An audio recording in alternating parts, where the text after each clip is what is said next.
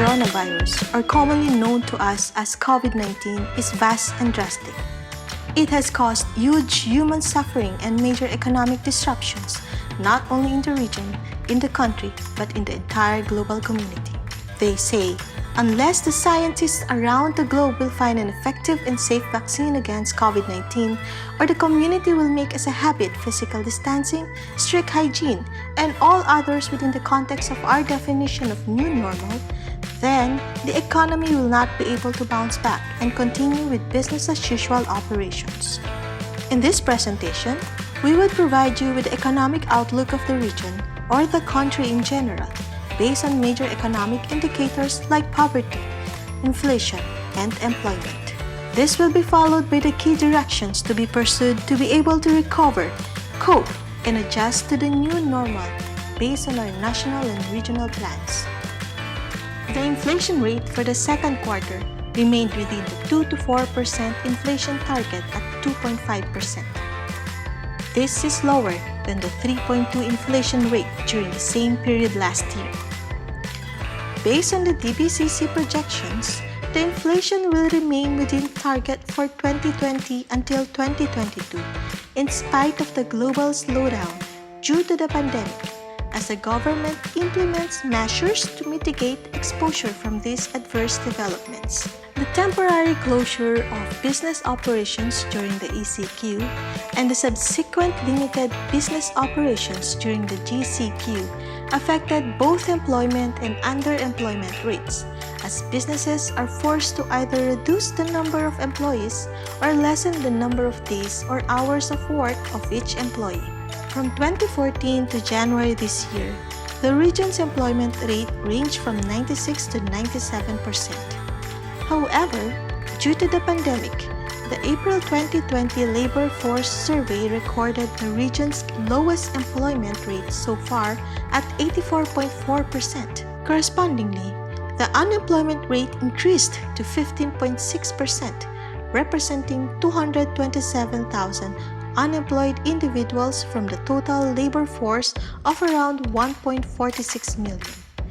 This is significantly higher in comparison with the January 2020 unemployment rate of 4%, or 62,000 unemployed individuals. Nonetheless, government assistance programs such as the Social Amelioration Program or SAP, na tulong panghanap buhay sa ating disadvantaged, displaced workers or TUPAD, for workers in the informal sector, the COVID Adjustment Measures Program or CAMP for workers employed in the formal sector, the Pondo pa sa Pagbabago at Pag-asenso Enterprise Rehabilitation Fund, Pondo sa Pagbabago at Pag-asenso or P3, Livelihood Seeding Program or LSP, Negosyo sa Serbisyo sa Barangay, NSB, and Cash Assistance for Farmers Survival and Recovery or SURE Assistance for Marginalized Small Farmers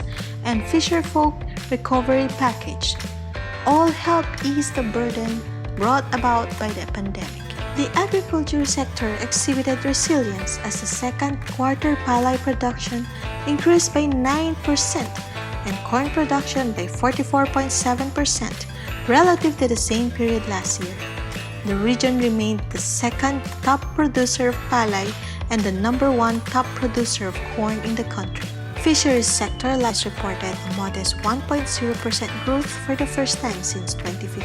The reopening of the region's economy was also met with some success as the number of TTI-assisted MSMEs, which limited and ceased their operations, dropped to 5.0% and 1.3% respectively in August, from 12% with limited operations and 6% closed in June. The DOT also issued 169 primary tourism enterprises with provisional certificates of authority to operate. The number of poor population of Cagayan Valley in 2018 accounts for 16.3% of the 4 million total population of the region. This is equivalent to 583,000. This is close to the poverty incidence of the country at 16.7% during the same period. However, The number of the region's poor in 2018 is much lower than the 613,000 registered in 2015 due to the implementation of poverty reduction interventions by the government. However, the poverty incidence in 2018 marks a long way to go to move closer to the end of plan target of 13.2%. Especially with the impact of the COVID-19 pandemic on all sectors of the economy. Despite the disruptions and tapering growth prospects that the COVID-19 pandemic has caused, the country and the region still remain steadfast, especially with several policies, plans, and programs that are put in place to help the economy recover. A major document which lays down the roadmap to recovery to mitigate the impact of COVID-19 is the Regional Recovery Program for the period 2020 to 2022. Specifically, the RRP is intended to mitigate the impact of the pandemic, slowly restore consumer and business confidence, and help the region adapt to the new normal state of activities. To enable the region to navigate into the new normal smoothly, a number of strategies, programs, and projects are being implemented by regional line agencies, local government units, and state universities and colleges. For the economic sector, agri-food supply chain disruptions are expected to persist because of sporadic lockdowns. Movement of people involved in the transport of inputs and products will also be limited. There is therefore a need to continually address supply chain disruptions while improving the productivity of the agriculture and fisheries sector to help address food security.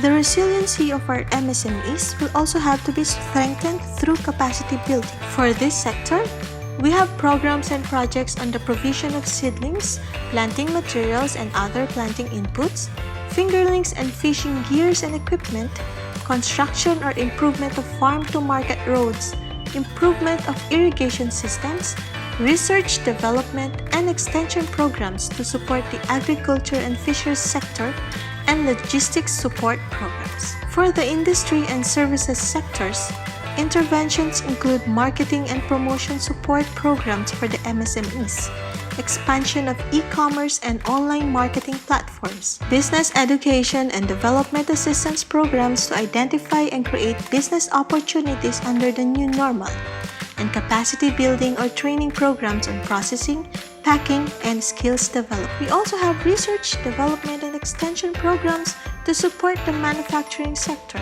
construction of access roads to tourist destinations, and other assistance programs for the tourism industry. For financial services, included are lending or credit support for farmers, fisherfolk, and the business sector, particularly the MSMEs, insurance coverage for farmers and MSMEs, and provision of loan facilities for LGUs to support funding of their PPAs. On employment assistance, government will implement cash-for-work programs such as Doles Tupad, skills retooling training programs for displaced workers, and other skills enhancement programs for workers, livelihood programs and assistance grants of DTI and DSWD, recruitment activities such as job fairs and other job placement activities, and government internship program. For the social sector, given the increased demand for health services, emphasis is placed on upgrading the curative aspect of health and promotion of healthcare.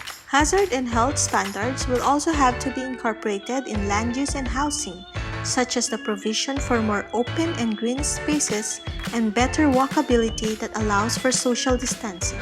We have interventions on the procurement of medical equipment, supplies, and medicines, establishment of temporary containment, quarantine, isolation facilities, expansion of hospital and health facilities to accommodate increasing COVID patients, and conduct of epidemiology and health surveillance. Also included are capacity building and skills training for health institutions and workers on health and safety, particularly on handling patients with COVID-19, as well as health and safety advocacy programs. For education, our programs and projects include the adoption of alternative learning modalities, particularly through digital learning, upgrading of public school facilities including procurement of necessary educational materials and equipment, training for teachers on alternative learning methods, and health and safety advocacy programs. For social protection,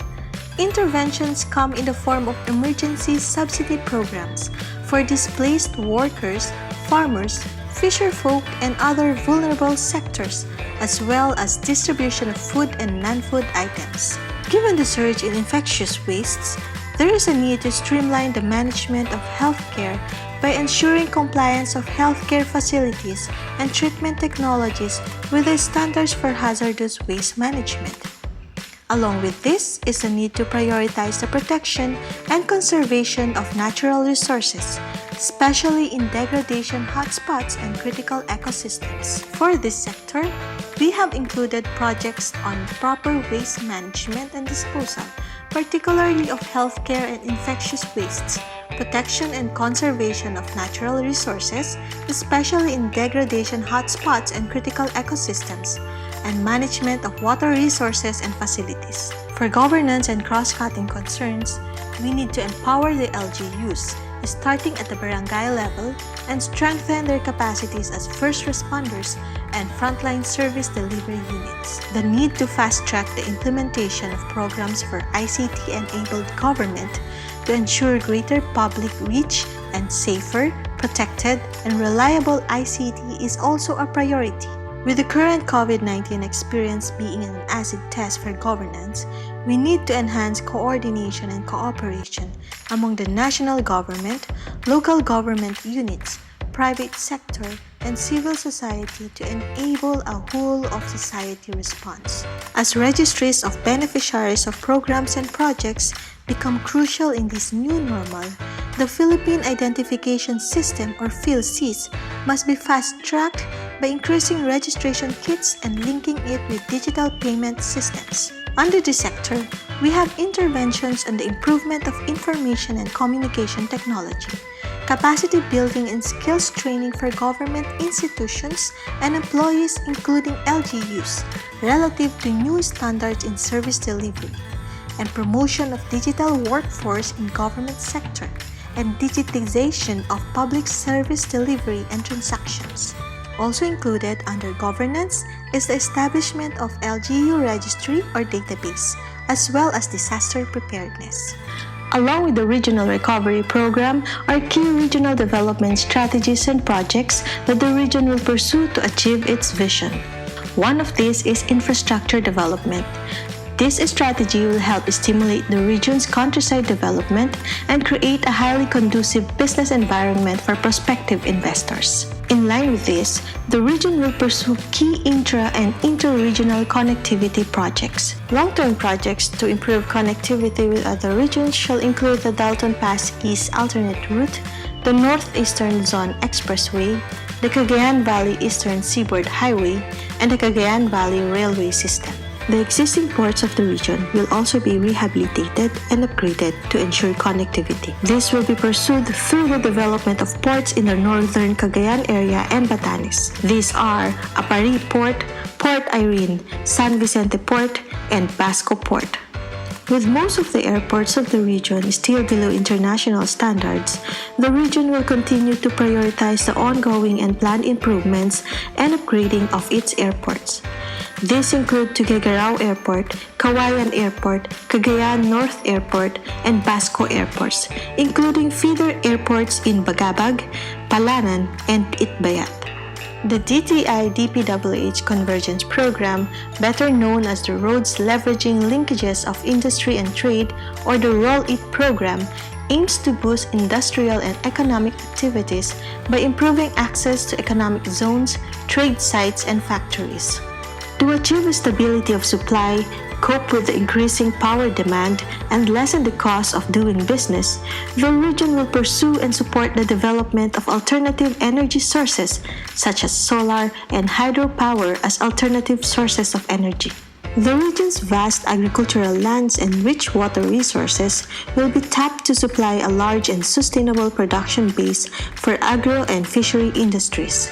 It will pursue diversification of products to maximize proximity to international trading partners and penetrate the global value chain. The implementation of the Rice Competitiveness Enhancement Program will improve the agricultural sector's productivity and eventually modernize and make the rice industry more competitive. Appropriate forms of assistance will be provided by government to include credit facilities, extension services, land distribution, and quality seeds, among others. The region will strengthen its efforts to advance value-adding activities and increase the share of the industry sector to the GRDP. To make this possible, emphasis shall be on improving the productivity, efficiency, and resiliency of the agriculture sector, implement existing and develop new industry roadmaps, increase access to production networks, and increase value-adding activities by intensifying capacity building and business advisory services. The region will explore the establishment of manufacturing industries that are non-agri-based and have the potential to generate jobs and create positive spillover effects to the economy. It will develop industrial estates and invite investments in manufacturing to cater to garments manufacturing, light industries, electronics, machinery production, and among others in North Cagayan and other parts of the region. The region will also prepare the groundwork to attract investments in information technology. This will be pursued through the upgrading of existing ICT facilities and infrastructure system, establishment of technology hubs in SUCs and cities, improvement of manpower skills, and increasing the adaptability of the region to new globalization technologies and trends. Given the region's rich resources, it will support and develop farm, river, nature, and adventure tourism with particular focus on the Cagayan River and the scenic landscapes in the region. The success of the promotion of nature and culture tourism relies on the enhancement of the tourist experience by improving transport to the tourist sites, equipping tourist guides and providers, and developing tourism circuits. In 2019, the Regional Office of the DOT launched its new brand, Your Islands and Valley of Fun, to emphasize the distinct geography of the region, which enables it to offer varied nature attractions. Access to these attractions are improved through the Tourism Road Infrastructure Program, or TRIP, or the DOT DPWH Convergence Program. In order to develop ecotourism sites, mapping of coastal habitats for potential ecotourism and livelihood opportunities, maintenance and protection of coastal and marine resources, and biodiversity-friendly social enterprises development shall be undertaken. Cultural tourism will also be improved through the cultural mapping and restoration of Spanish-era churches in the region. These are just some of the things that are in the offering for Region 2. Let us continue to encourage and help one another as we rally behind the message of solidarity in our regional recovery program, while pursuing our major development directions and working towards the attainment of inclusive regional development. It is only in doing so that we will be able to heal and recover as one.